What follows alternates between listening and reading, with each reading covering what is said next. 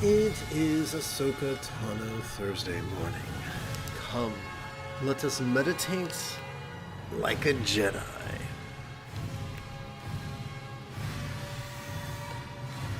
This morning, let us begin with the fifth verse of the song, A Song of Enlightenment.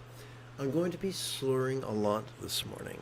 Yesterday, I overexerted myself with medical appointments. I apologize for the inconvenience. So we're going to begin by editing this bad boy, making it easier for you to understand.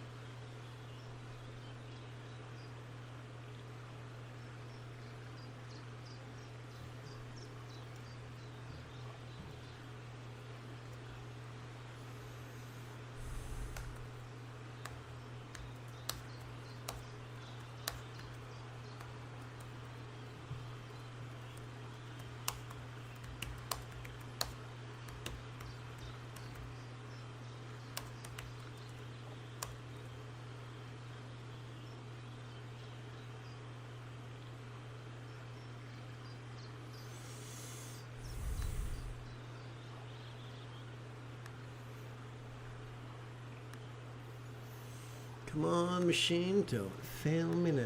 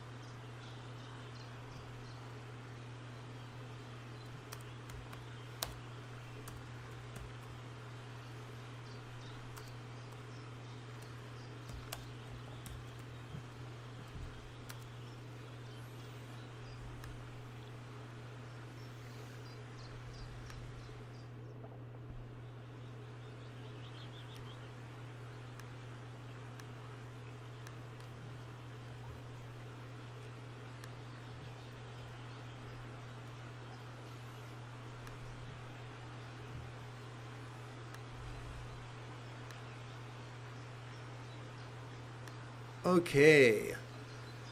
Thank you for your patience. Let's dig in, and remember, the moment you have a specific question about Buddhist chanting, Buddhist meditation, or Buddhist philosophy, please type your question in great detail in the chat window. Together as a team, let us chant. Despite what we observe during or inhalation, there are no punishments or blessings, nothing lost or gained. In the nature of nirvana, filtering or exhalation, it could feel like there is nothing to find.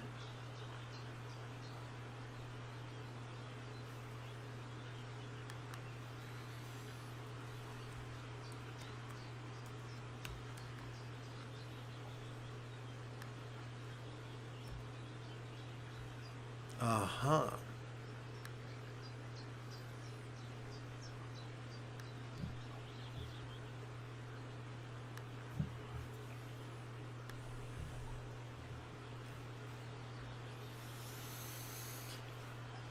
Regarding that unpunished, just covered mirror, it is time you took a closer look.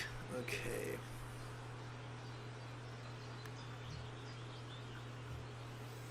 So this is what us big kids call a reference to the what's it called? The Platform Sutra of the 6th Shan Patriarch. One moment. Let's hit home and let's try to find that font that looks like typesetting.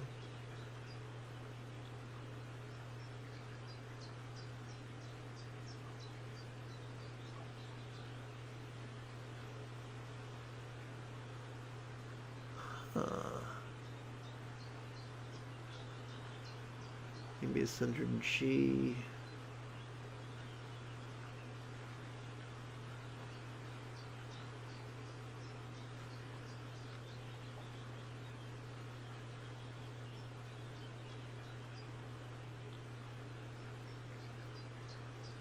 Perhaps it is this.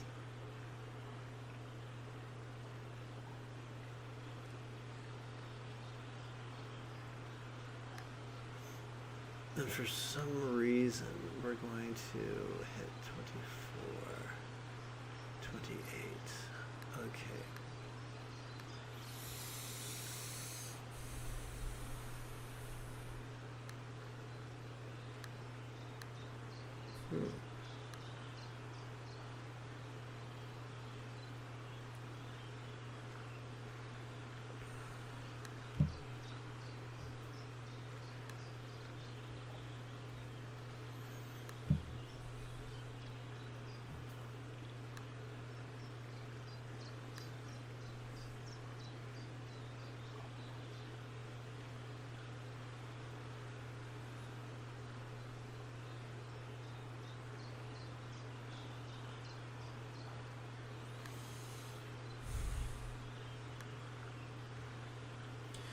Okay, here we go, and add to dictionary. Fabulous.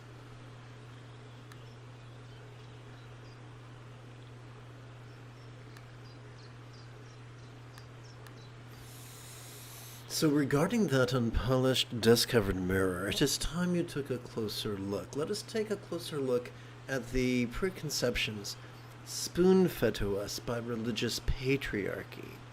The assumptions that if it's to be, if it's up to me, that anything good requires blood, sweat, and tears, that it's not only okay but optimal to indulge our controlling tendencies.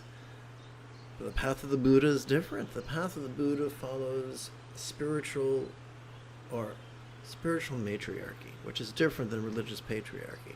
Spiritual matriarchy says no.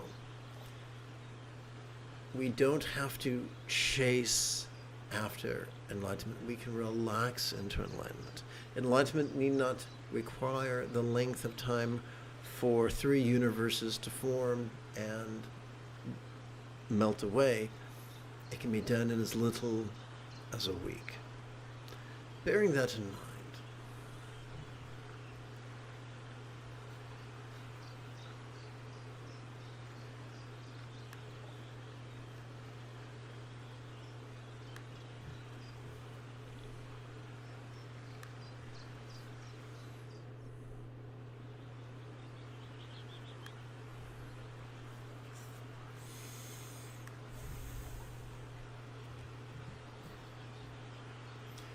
all right, and this is an exciting editing opportunity, and here we go. Allow me to state the patently obvious. We have completed playing with the 5th verse. Now let's turn our attention to this morning's practice text. Whoopsie, let's go back over here, and, well, that's just fine. Let's go over here and tap button 9. And hopefully everything will behave itself. Please chant with me. Whatever comes, may all beings let it come. Whatever stays, may all beings let it stay. Whatever goes, may all beings let it go. Welcome to the first quarter of mindful crease counting meditation. Over the span of 12 inhalations, we could advance our right thumb in the following manner, beginning with our little finger. 1, 2, 3, 4, 5, 6, 7, 8, 9, 10, 11, 12. If we multiply this by 4 sets, we get 48 inhalations. We could count those 4 sets upon our left hand. 1, 2, 3, 4 sets of 12 inhalations each. To keep track of this, our first quarter, we could rest the great knuckle at the base of our right little finger upon the tip of our left little finger, palms up in our lap.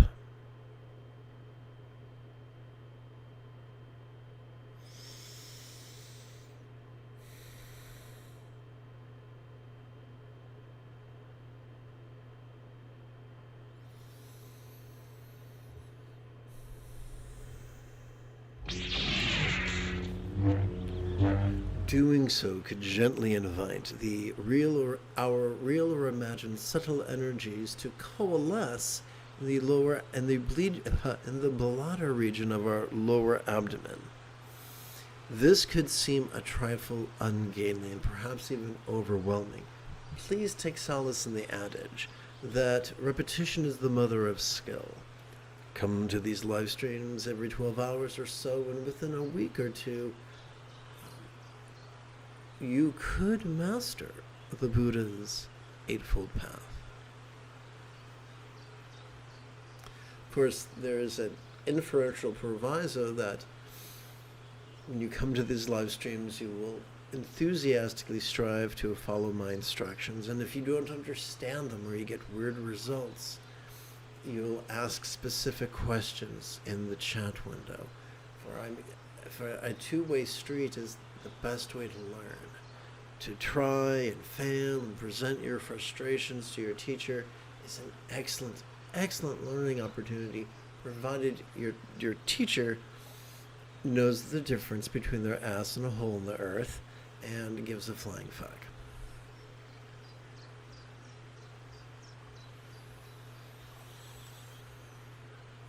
What is the most efficient way to practice mindfulness?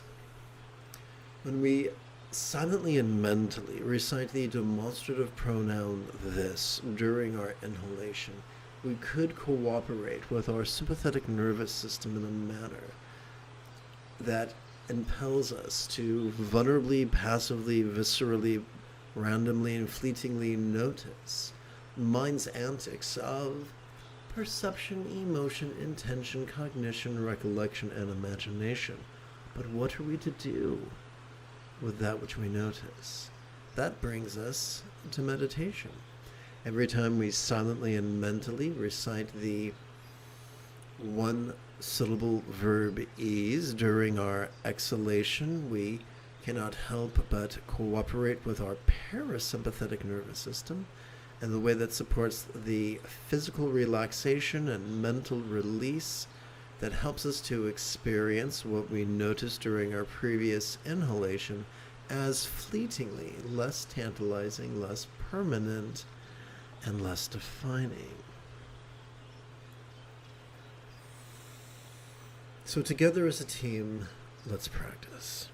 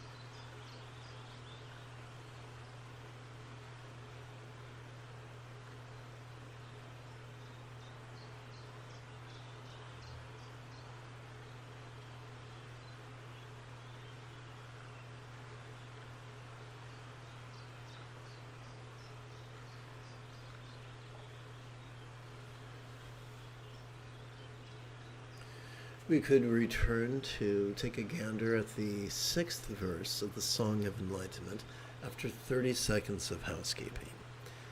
This is Lama Jigme Gyatso of the Buddha Joy Meditation School. For more than 30 years, I've spent about 8 hours a day, almost every day, studying, practicing, mastering, and reverse engineering the teachings and techniques of each school of meditation so that you would not have to. Welcome, my friends, to meditate like a Jedi, which is made possible due to the generosity of viewers just like you.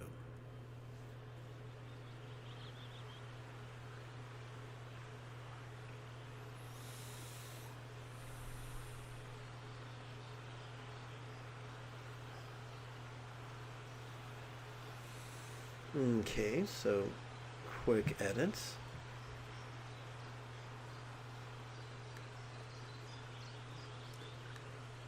Insert.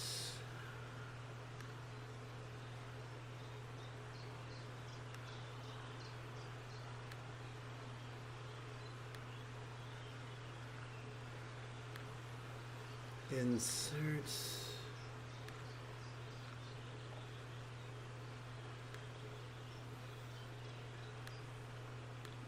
A whole lot of those going on.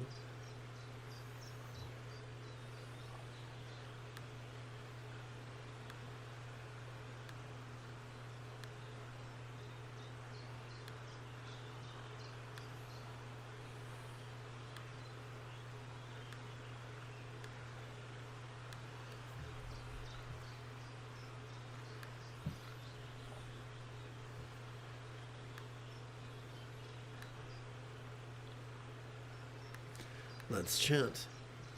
Who has no thoughts, who is not born? To be truly not born is to be not born.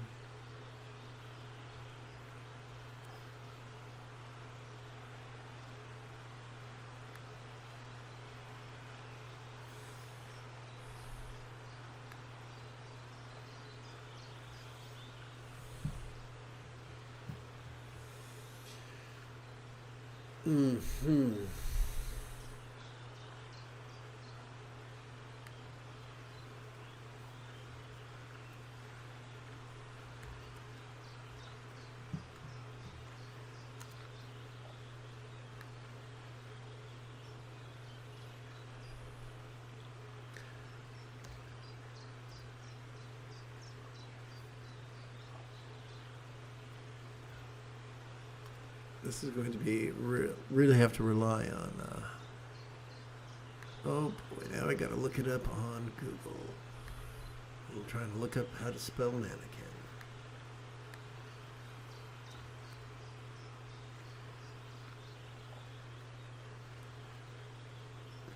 There we go.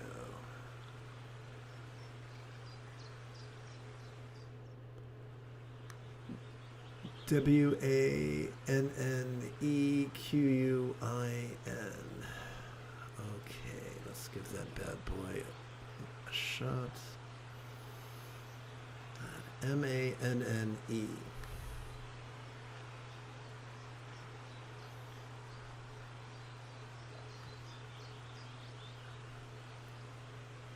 Wow. Mannequin, and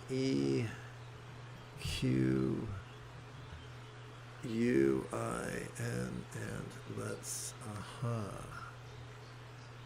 there we go. It's all coming into focus now. Let's hit 24 and italics.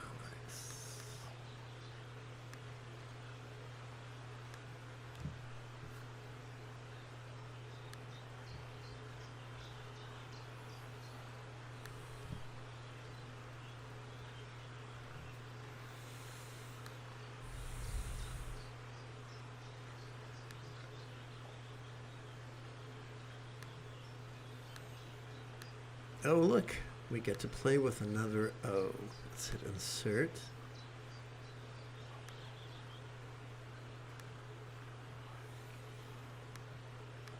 let's hit add to dictionary and play with another vowel.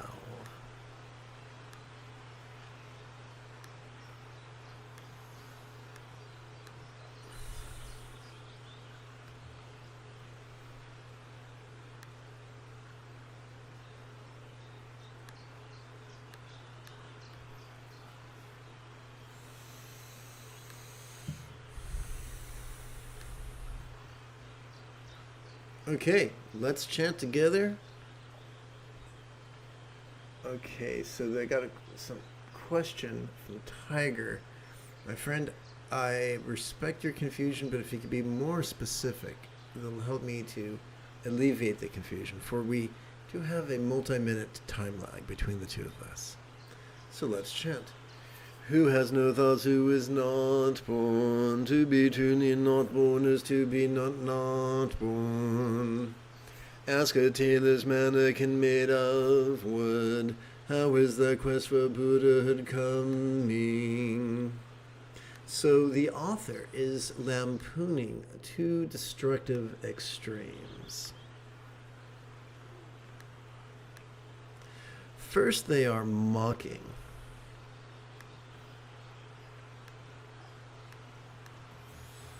the pseudo-intellectual approach of trying to philosophize one's way to nirvana. Can't be done, Captain. Just can't do it. The second extreme, which is being mocked, is the ascetic ideal of practicing no thought whatsoever. And so we see the extremes of trying to think your way to nirvana or trying not to think. And, you know, look at a tailor's mannequin. It does an excellent job of not thinking. Look at wood or stone carved into the statue of a Buddha. It's unmoving. It's unthinking. But it's not a Buddha. It's just an object. So what is the middle path that guarantees enlightenment?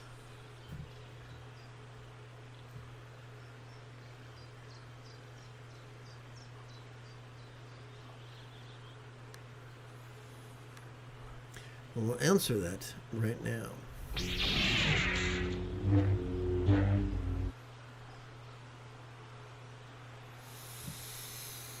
The middle path between all extremes is nothing other than mastery of the Buddha's Eightfold Path. But what do we mean by the word mastery?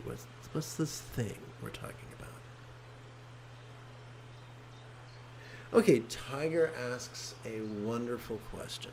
There's nothing wrong with intelligence. Intelligence can be a wonderful tool. And we'll get to this in a minute, so I can hold that thought, stick a pin in that, and I'll continue it with the question I'm trying to answer right now. What is enlightenment? Enlightenment is mastery of the Buddha's Eightfold Path. What do we mean by mastery? When we've mastered any task, whether it's learning how to use a toilet, learning how to brush our teeth, learning how to tie our shoes, learning how to ride our bike, when we get so good at those things that we can do them spontaneously, habitually, easily, and effectively, then it is said that we have mastered those tasks. When we have so mastered the Buddha's Eightfold Path, that makes us Buddhas. And the cool thing is, one only has to concern oneself with mindfulness and meditation. Practice them correctly, at least once every 12 hours. And the mastery of the remaining six folds becomes an inevitability. So let's talk about intelligence. As the more we practice the meditation of relaxing into our exhalation, the more we cannot help but experience the deep familiarization with the literal impermanence that supports letting go, which is the first fold of the Buddha's Eightfold Path. So the Buddha's not saying don't think like the mannequin. He's not saying overthink like a pseudo-intellectual ne'er-do-well. He's saying, allow your genius. Do not anchor your genius to contrivance, to controlling tendencies, to rigidity, to superstition. Rather, allow your intellect to flow from the centered spontaneity generated from mindfulness and meditation. When reading the autobiographies of Nobel laureates, we see people who are very intelligent, who've mastered all the facets of their science, the mathematics, the chemistry, the physics, the biology, and whatnot. But then once they've mastered the tools, they allow them to flow and dance from creativity and flexibility. Einstein said that creativity was intellect at play. It was said by Neil Gaiman's elocution teacher. Neil, darling, there's something I must tell you. It is fine to be eccentric once you've mastered your circle. Or in other words, in elementary school we learn our letters, then we learn our words, then we learn how to put sentences together. In high school we learn how to write a 5-paragraph essay. At that point, we have enough mastery to start writing novels and treatise. We've mastered the nuts and bolts of written communication. So by simply playing with mindfulness and meditation, everything else will take care of itself. You don't have to lobotomize yourself. But a lot of people are like a bird inside the house, gazing longingly at a bird. Like a cat inside the house, gazing longingly at a bird on a tree branch outside the house. Many people long for an aha moment, thinking they'll find it in trippy philosophies. No. The Buddha said we can master his path in a week or two simply by playing with mindfulness and meditation. Let's move forward. Welcome to the second quarter of mindful crease counting meditation. Since there only appears to be 2 of us right now. Oh, okay, so Tiger wrote, I feel a wooden doll has more a chance of Buddhahood than I do. Well, that's hyperbolic. A wooden doll has no mind. You do have a mind. A wooden doll does not have a sympathetic nervous system capable, I'll address that in a moment. First, let's play with our hands. A review playing with our hands. Over the span of 12 inhalations, we could advance our right thumb in the following manner, beginning with our little finger. 1, 2, 3, 4, 5, 6, 7, 8, 9, 10, 11, 12. Now let me check the time. Okay. Multiply this by 4 sets, and you've got 48 inhalations. We could count those 4 sets on our left hand. 1, 2, 3, 4. 4 sets of 12 inhalations each. Now you might ask, why not just count 1, 2, 3, 4? Why touch the tip of each? Why touch the base of each finger? Because our finger play influences our energy. We ignore the energetic ramifications of our actions at our peril. So to keep track of this, our second quarter, we could rest the great knuckle at the base of our right ring finger upon the tip of our left ring finger, palms up in our lap.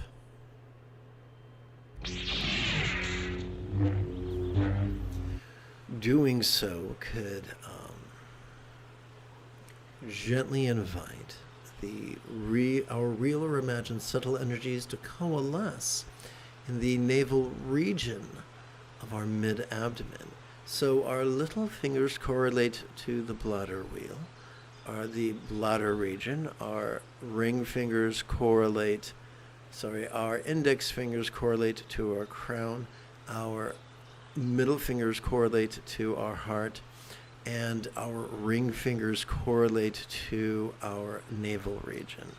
This is not something you have to believe or visualize or memorize. This is something we have to respect. Our body is holographic. Different parts of our body affect different parts of our body. And so by simply doing something as simple as touching all four fingers in the sequence from little finger to index finger ensures that our energies will be supportive and not destructive. Okay, so now let us turn our attention to the basic practice. One moment. I must blow my nose.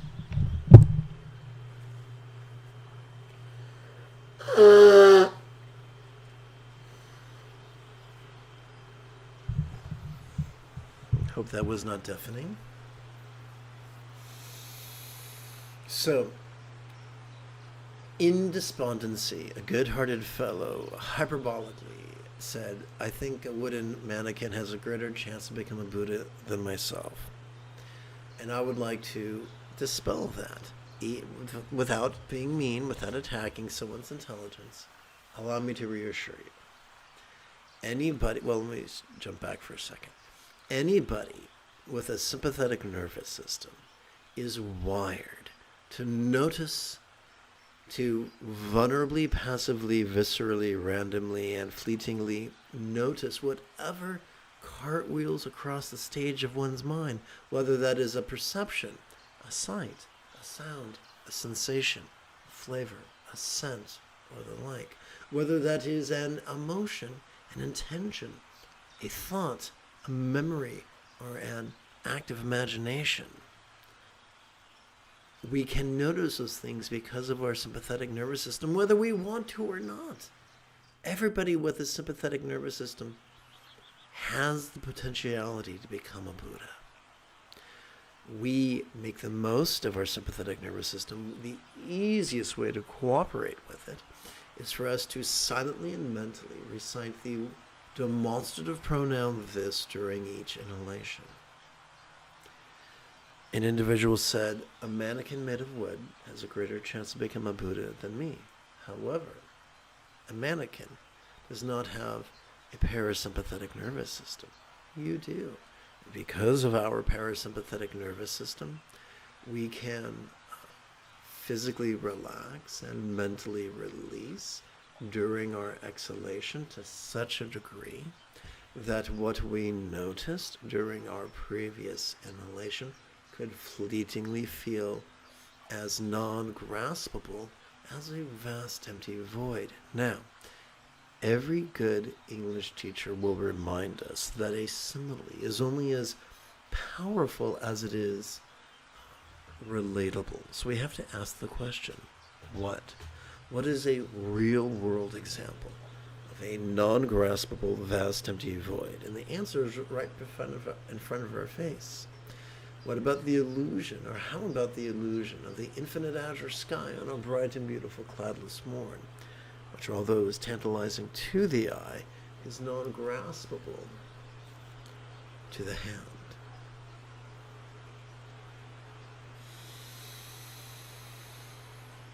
How do we cooperate with this parasympathetic nervous system? By silently and mentally reciting the one-syllable verb ease during our exhalation. Each of us is born. Well, every one of us, the majority of all humans, possess an anterior cingulate gyrus. a fold of tissue that functions as the hub of our mirror neurons, the seat of empathy, the root of compassion and love. We, by simply playing with mindfulness and meditation every 12 hours or so, we cannot help but experience the kind intention, kind communication, kind conduct, and impulse to practice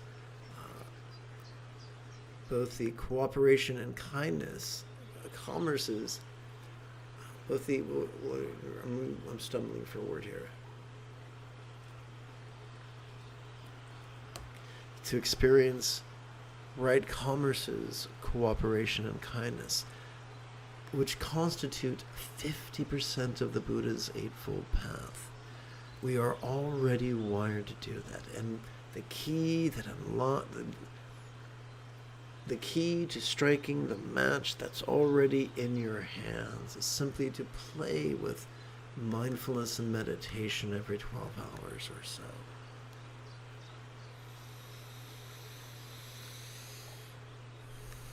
And so, let us play. Let us play with this exercise right now.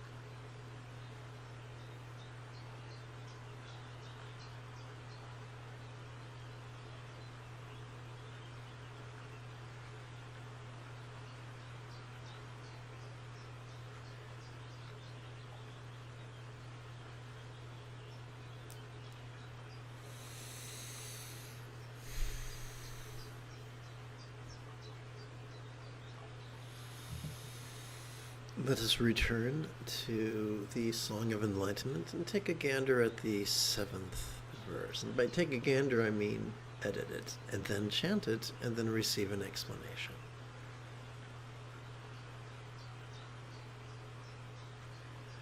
Okay.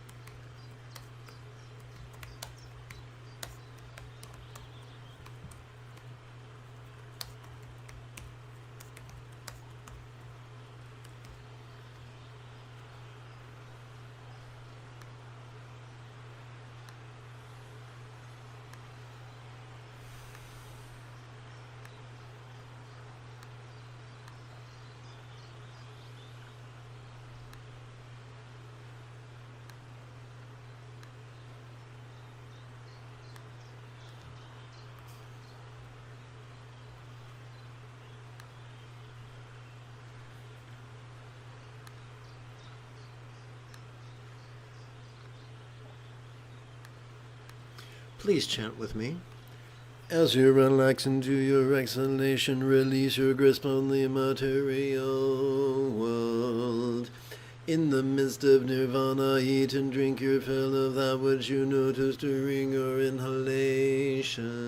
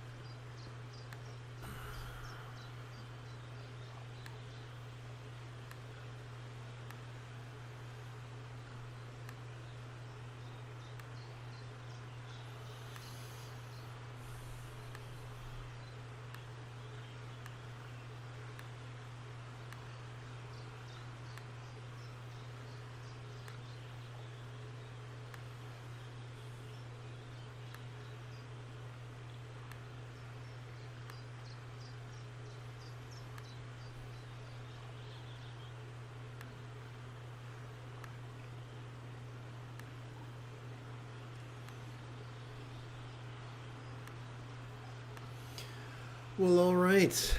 Come, let us chant together. Well, I'm glad to hear that, Tiger. Practices are ephemeral as we relax into our exhalation. Everything could feel as empty and ungraspable as the infinite azure sky on a bright and beautiful cloudless morn.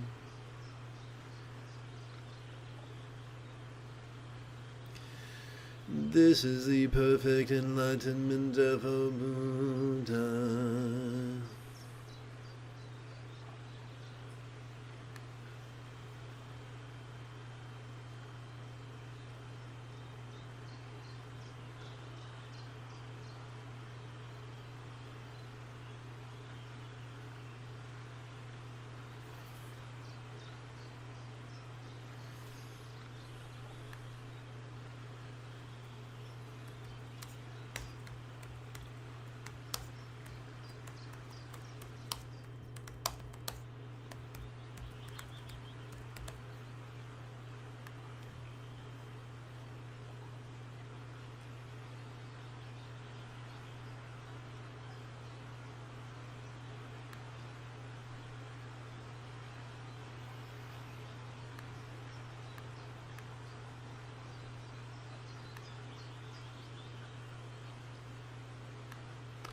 Cool. Okay, let's go over here.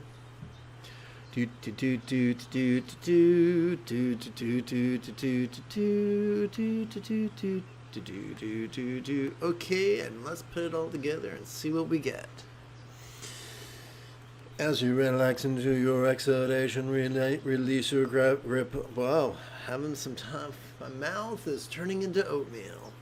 As you relax into your exhalation, release your grip on the material world.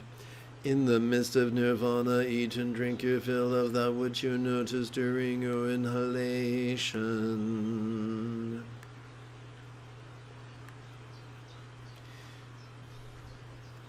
Practices are ephemeral as we relax into our exhalation.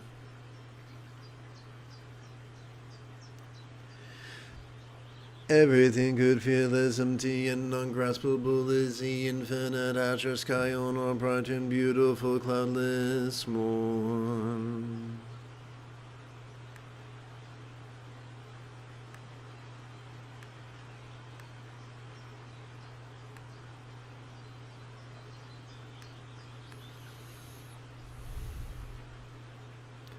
Wow, that's lame.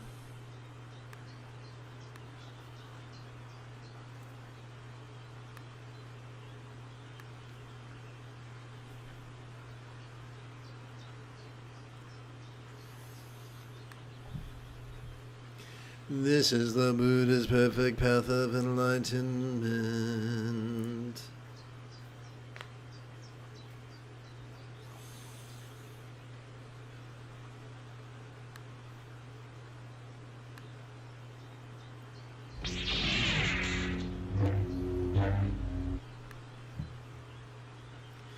Welcome to the third quarter of crease counting meditation. Whoopsie, wrong button. If this is your first time tuning in, allow me to apologize. I have several disabilities running concurrently. Yesterday I overexerted myself through medical appointments, and now I am very, very, very out of it. So if I slur or stumble over my words, I apologize. Welcome to the third quarter of mindful crease counting meditation. Over the span of 12 inhalations, we could advance our right thumb in the following manner, beginning with our little finger. 1, 2, 3, 4, 5, 6, 7, 8, 9, 10, 11, 12. Multiply this by 4 sets, and you've got 48 inhalations. We could count those 4 sets on our left hand. 1, 2, 3, 4 sets of 12 inhalations each. We could keep track of this, our third quarter, by resting the great knuckle at the base of our right middle finger, upon the tip of our left middle finger, palms up. in our lap. Excuse me. Doing this could gently invite our real or imagined subtle energies to coalesce in the heart region of our chest.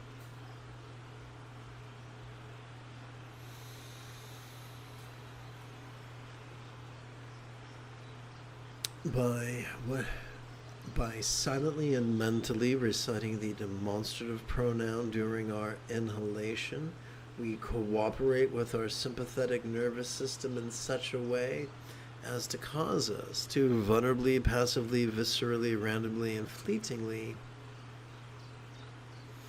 notice mind's antics of perception, emotion, intention, cognition, recollection, and imagination. And this is what big kids call mindfulness. When we silently and mentally recite the one-syllable verb ease during our exhalation, we wind up cooperating with our parasympathetic nervous system in such a way as to physically relax and mentally release to the point that what we noticed during our previous inhalation could fleetingly feel a trifle less tantalizing, less permanent, and less defining. And that is what the big kids call meditation. Come, let us practice together right now as a team.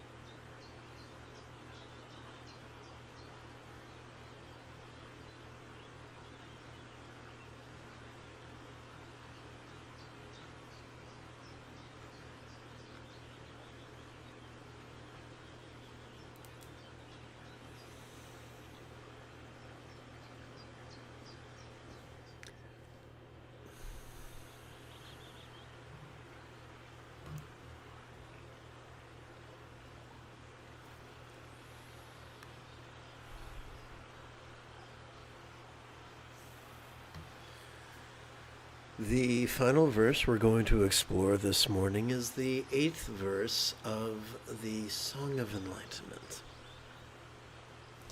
So the first thing I'm going to do is amplify the text to enhance the comprehension. Speaking with conviction is a sign of a true monk. Those unable indulge in asking questions.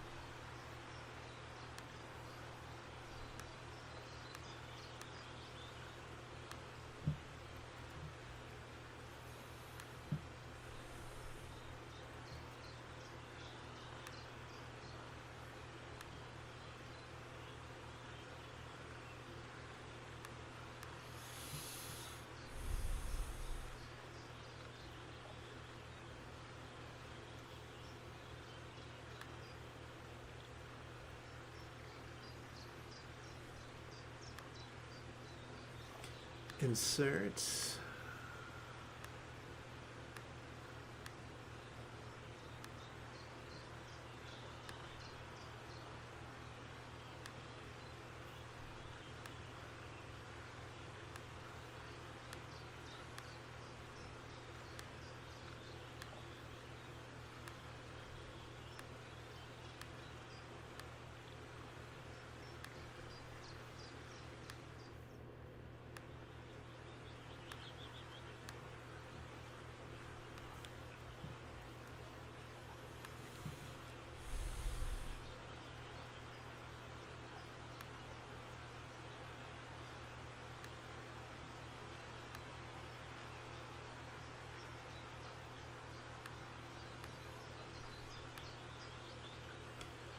Let's hit insert. Nope, let's hit home and adjust the fonts and adjust it a second time. Let's add this to the dictionary. Add to dictionary. Whoops, that was unfortunate. Let's go over here.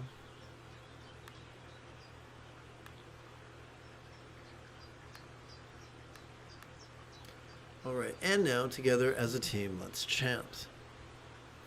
Speaking with conviction is a sign of a true monk. Those unable to communicate thusly indulge in asking questions. Severing roots is what marks a Buddha. Picking through leaves and twigs is not for me.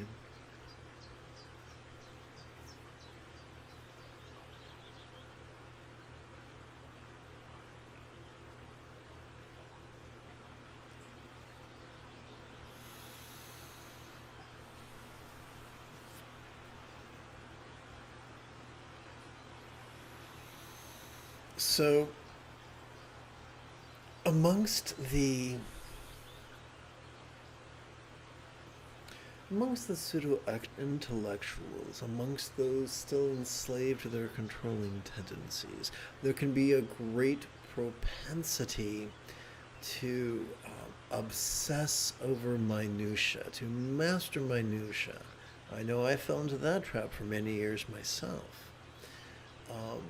But a reoccurring theme in the overall text, the Song of Enlightenment, is that Enlightenment is not a trivia game. Enlightenment is simply what we experience spontaneously by cooperating with our natural. Well, I'll explain that in a few minutes when I have a, what's it called? A visual aid in front of us. So quick look at Betty. I'm going to hit delete and save. I'm now going to switch pages to the practice text. We're going to discuss what we're going to do with our body, and then we're going to discuss what we can do with our mind. So welcome to the fourth and final quarter of mindful crease counting meditation this early morning. Whoops, wrong button. Let's go over here. Okay. Over the span of 12 inhalations, we could advance our right thumb in the following manner, beginning with our little finger. 1, 2, 3, 4, 5, 6, 7, 8, 9, 10, 11, 12. Multiply this by 4 sets, and you've got 48 inhalations. We could count those 4 sets on our left hand. 1, 2, 3, 4 sets of 12 inhalations each. To keep track of this, the fourth quarter, we could rest the great knuckle at the base of our right index finger upon the tip of our left index finger, palms up in our lap. Doing this could gently invite these subtle energies of our real or imagined subtle energies to coalesce at the crown region of our head. And I do apologize if I sound like I'm a bit out to sea. I have many disabilities, and yesterday I really exhausted myself. And so today I'm behind the 8 ball. So I apologize for any lingual inconvenience. So, I used to think that enlightenment was difficult until I was taught that it was easy. Enlightenment is nothing more than the mastery of the Buddha's Eightfold Path. And mastery simply means we're so good at any skill set that we practice it spontaneously, habitually, easily, and effectively. Like we see in children who go from being a squalling lump of flesh to, by the time they enter first grade, being able to be fully potty trained and know how to brush their teeth and know how to tie their shoes and know how to ride a bicycle. So due to neuroplasticity, we can learn, and we can learn well. One of the cool things is that by simply playing with the 7th fold of the Buddha's Eightfold Path, which is mindfulness, and the 8th fold of the Buddha's Eightfold Path, which is meditation, and by doing so every 12 hours or so, we could experience the mastery of the remaining 6 folds effortlessly. So that is what, I'll give you a for instance. Right view, despite the ravings of the minions of patriarchy, is not the domain of the intellectual elites who have mastered metaphysical treatise. No, no, no. Every time we relax, let's go over here. Every time we silently and mentally, well, let's go back over here. Every time we silently and mentally recite the demonstrative pronoun this during our inhalation, we cannot help but ride the momentum of our sympathetic nervous system to vulnerably, passively, viscerally, randomly, and fleetingly notice mind's antics of perception, emotion, intention, cognition, recollection, and imagination. This is called mindfulness. Every time we silently and mentally recite the one-syllable verb during our exhalation, we cannot help but surf the momentum of our parasympathetic nervous system to physically relax and mentally release in such a manner that what we noticed during our previous inhalation could feel literally impermanent and figuratively empty. at least for a short time. Therefore, it is not our job as people traversing the Buddha's path to strive to become pseudo-intellectual elites. We just play with the path, and everything takes care of itself in the most wonderful way. So together as a team, let us meditate right now.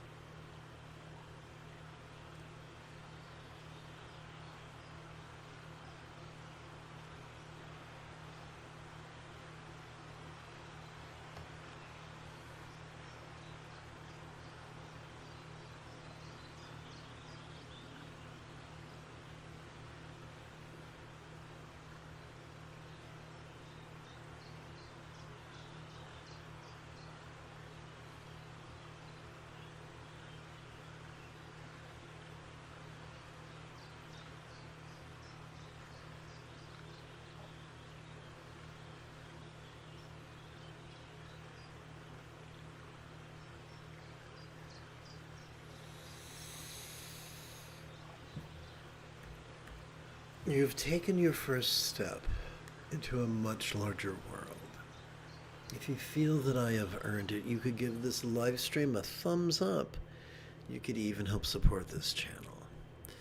In approximately 2 3/4 hours, I would very much like to return to lead today's mid-morning meditation class and group practice. And if you are as geeky as me, May the Force be with you always.